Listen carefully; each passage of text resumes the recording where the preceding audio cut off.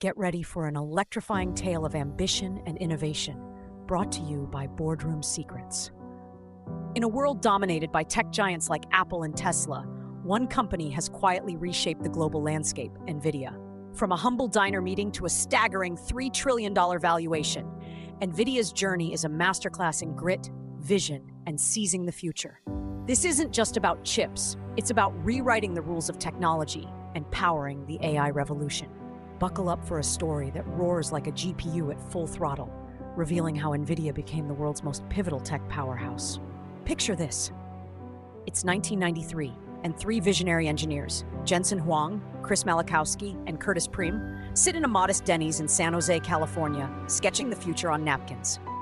The PC industry is in its infancy, a wild frontier of clunky machines and untapped potential.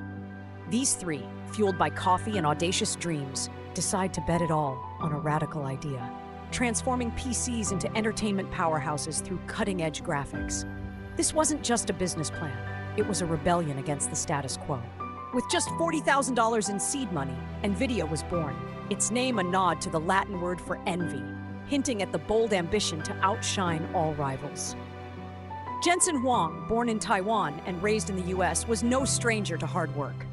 As a teenager, he bussed tables at a diner, learning resilience before earning degrees from Oregon State and Stanford. His stints at LSI Logic and AMD honed his chip design expertise, but it was his relentless drive that set him apart. Chris Malachowski, a New Jersey native and University of Florida graduate, brought engineering prowess from HP and Sun Microsystems. Curtis Prim, a graphics pioneer from Sun, had already designed one of the first PC graphics processors for IBM. Together, they saw a gap in the market. PCs were built for work, not play. They envisioned 3D graphics that could rival arcade machines, bringing immersive gaming to living rooms worldwide. But the road to glory was brutal. NVIDIA's first chip, the NV1, launched in 1995 with high hopes. It promised to integrate 2D and 3D graphics, audio, and gamepad support, even syncing with Sega's Saturn console. On paper, it was revolutionary. In reality, a crushing flop. The NV1's quadratic rendering clashed with the industry's shift to triangle-based graphics, favored by Microsoft's DirectX.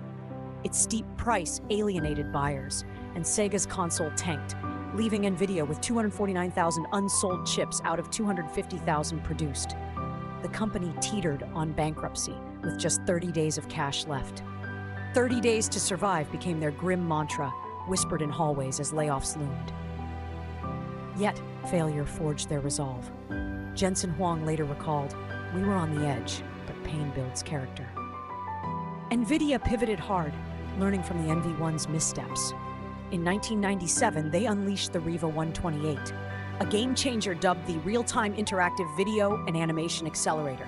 It was the world's first fully hardware-accelerated 3D graphics card, blending 2D, 3D, and video processing at a price that stunned competitors. Within 4 months, it sold 1 million units, a stark contrast to the NV1's 1,000. The Riva 128 didn't just save NVIDIA, it catapulted them into the spotlight, proving they could outmaneuver giants like 3DFX and S3 graphics. The late 90s were a crucible. Microsoft's DirectX, initially a hurdle, became NVIDIA's ally as they embraced its standards. The 1998 Riva TNT doubled down on performance, rivaling 3DFX's Voodoo 2, but falling short due to missing Glide API support. Still, it cemented NVIDIA's reputation.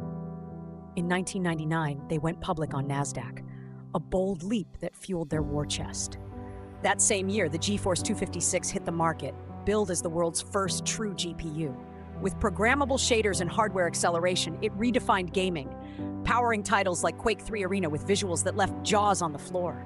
NVIDIA wasn't just competing, they were setting the pace. Then came a seismic opportunity. Microsoft tapped NVIDIA for a secret project called Xbox. In 2001, NVIDIA's GeForce technology powered the Xbox, a console that revolutionized gaming. The $200 million deal was a lifeline, but it stretched NVIDIA's small team to the brink, diverting resources from other projects. A legal hiccup followed when an engineer was fined $116,000 for insider trading tied to the deal, a rare blemish on NVIDIA's ascent. Yet, the Xbox's global success solidified NVIDIA's credibility, proving they could play with the big leagues. The 2000s saw NVIDIA's ambition soar. They acquired 3DFX's intellectual property in 2002, swallowing a rival's legacy for $70 million. Other acquisitions, Xluna, MediaQ, Hybrid Graphics, Portal Player, and Agaya bolstered their graphics and software prowess. But not every move was smooth. A 2008 antitrust probe by the U.S. Department of Justice scrutinized NVIDIA and AMD, though no charges stuck. That same year, Forbes crowned NVIDIA Company of the Year, a nod to their meteoric rise in just over a decade. NVIDIA's dominance in gaming was undisputed, but Jensen Huang saw a bigger horizon: artificial intelligence. In 2006, NVIDIA launched CUDA, a platform that turned GPUs into parallel computing powerhouses. At the time, AI was a niche field, but Huang's foresight was uncanny. He bet NVIDIA's future on it, pouring resources into deep learning when skeptics scoffed.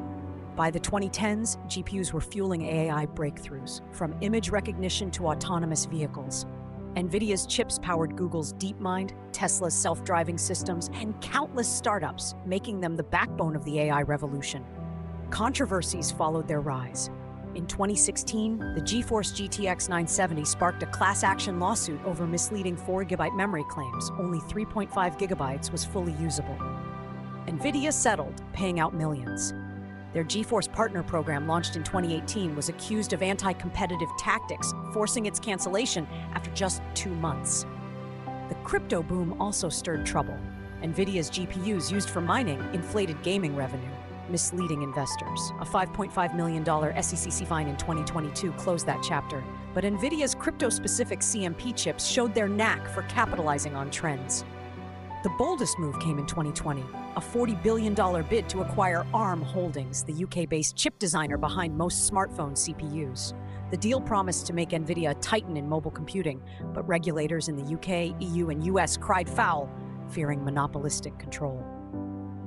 By 2022, the deal collapsed under pressure, a rare setback. Yet, NVIDIA pivoted, strengthening ties with ARM for a 2025 CPU launch, proving their resilience.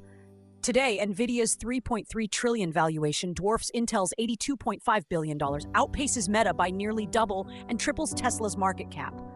Their revenue, driven by AI, soared 52% in Q2 2018 and 25% in Q3, with projections of AI chip revenue hitting 25% of the market by 2027. With 30,000 employees, modest compared to Apple's 161,000, NVIDIA pays top dollar, with median salaries of $220,000 in 2023, outstripping Meta and Intel. The US leads their revenue at $26.9 billion, followed by Taiwan, $13.4 billion, and China, $10.3 billion, with Singapore emerging as a surprising powerhouse, contributing 15% in Q3 2023. NVIDIA's AI dominance is unchallenged. Their GPUs power ChatGPT, which hit 1 million users in 5 days, and fuel projects like Figure AI, a humanoid robot startup backed by NVIDIA, OpenAI, and Jeff Bezos. Yet the AI boom raises questions.